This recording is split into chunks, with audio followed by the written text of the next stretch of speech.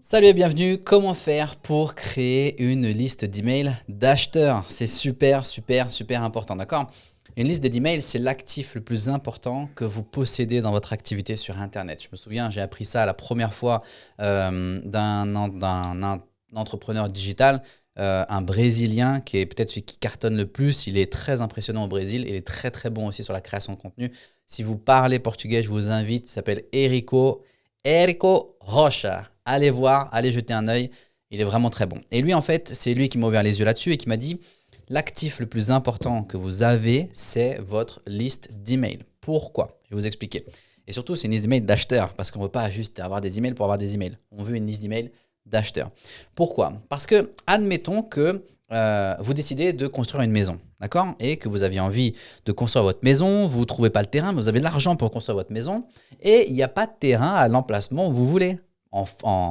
En face à la mer, en front de mer, c'est là où je veux, mais tous les terrains sont déjà achetés. Donc, qu'est-ce que vous allez faire? Vous allez voir le propriétaire du terrain, vous lui dites, OK, votre terrain m'intéresse, je veux construire ma maison sur votre terrain. Et le gars dit, pas de problème, je vous loue le terrain. Je vous loue le terrain, vous faites ce que vous voulez avec le terrain. Et donc, le gars, il loue le terrain, puis ensuite, il va faire construire sa propre maison sur le terrain d'un autre. Mais il se trouve que d'ici, je sais pas, 5, 10 ans, 15 ans, le gars, il est super content sur le terrain qu'il est loué avec sa maison. Il est propriétaire de la maison. Et l'emplacement, il prend de la valeur. Et donc, le propriétaire du terrain, il dit, écoutez, ça me gêne un peu, mais j'ai des promoteurs qui veulent monter des immeubles ou des hôtels sur le terrain, donc je vais devoir récupérer le terrain. Et mais qu'est-ce que je fais de ma maison? Vous la mettez sur l'oreille, vous la mettez en porte-clés, et puis vous allez pleurer un peu plus loin. D'accord? Sur Internet, c'est exactement pareil. Ça ne vous viendrait pas à l'esprit d'aller construire votre propre maison sur un terrain que vous ne possédez pas. D'accord? Et donc, lorsque vous utilisez Internet, une plateforme. Là, on est en ce moment Facebook, peu importe. Podcast, c'est différent, mais Facebook, YouTube, Instagram, toutes ces plateformes des réseaux sociaux où une grosse partie du trafic il existe, même les moteurs de recherche tels que Google, vous n'êtes pas propriétaire de la plateforme. Vous êtes propriétaire de votre business, de votre idée, mais vous n'êtes pas propriétaire de la plateforme. Et si demain, admettons, Facebook décide de changer les règles et que votre net ne lui revient plus, du jour au lendemain, vous n'avez plus de business. Sauf si vous avez pris le temps préalablement de construire votre liste d'emails. Et encore une fois, le plus important, c'est une liste d'emails d'acheteurs. D'accord? Donc, pour créer votre liste d'emails, une liste d'emails d'acheteurs, il existe plusieurs points. Premièrement, ce que vous voulez, c'est comme pour toute audience, il ne faut pas du volume, d'accord?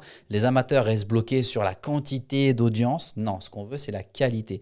Est-ce que les gens ouvrent mes emails? Est-ce que lorsque j'ai des propositions, est-ce qu'ils achètent? Est-ce qu'ils lisent? Est-ce qu'ils cliquent? C'est ça qui nous importe. Comment est-ce que vous créez une liste d'acheteurs? Il vous faut plusieurs choses. Je vais rester assez large parce que comme ça va permettre d'aider un maximum de personnes.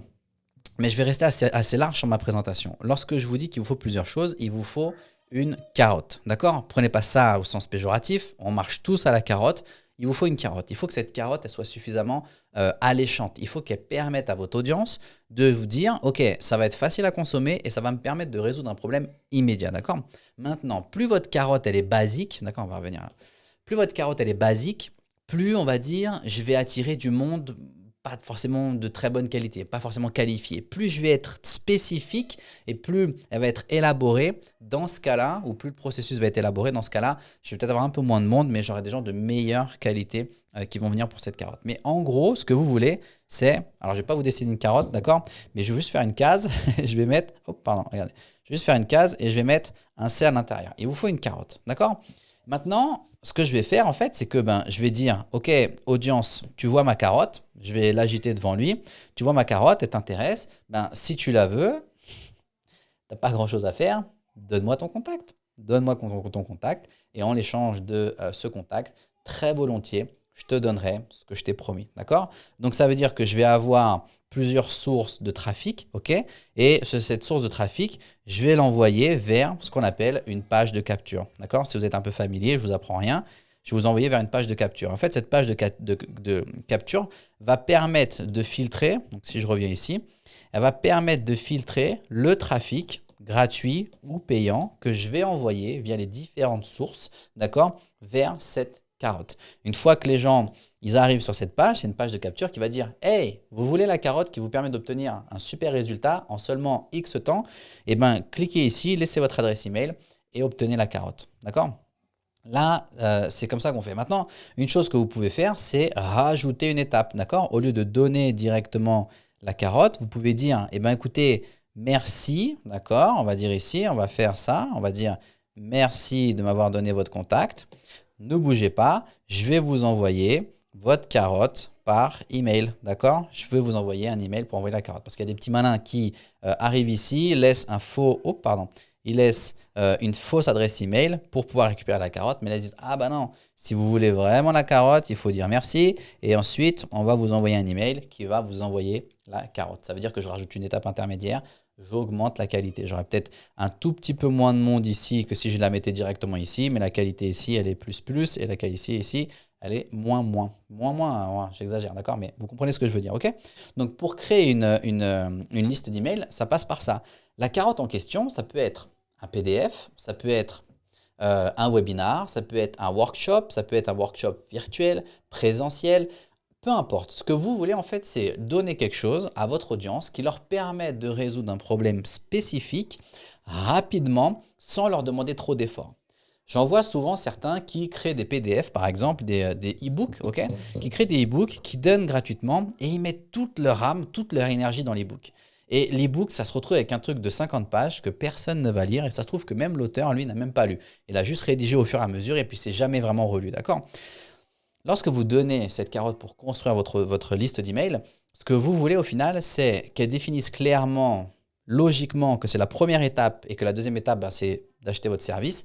Mais ce que vous voulez, c'est qu'elle soit facile à consommer parce que vous voulez qu'il la consomme. S'il la consomme, ils peuvent voir à quel point je sais de quoi je parle, je maîtrise mon sujet. S'ils voient, j'augmente mon capital sympathie, j'augmente ma confiance, mon degré d'expertise, mon positionnement. Et le jour où je viendrai les recibler ou par de la publicité, ou par du contenu, ou par ma campagne d'email, et leur dire, vous voulez que je vous aide à résoudre vos problèmes, vous devez devenir un client, ben dans ce cas-là, on aura déjà cassé les barrières, ce sera beaucoup plus naturel pour eux et ce sera plus logique pour eux de se dire, c'est la bonne personne, j'ai mon problème, il est disposé à répondre, à résoudre mon problème. OK?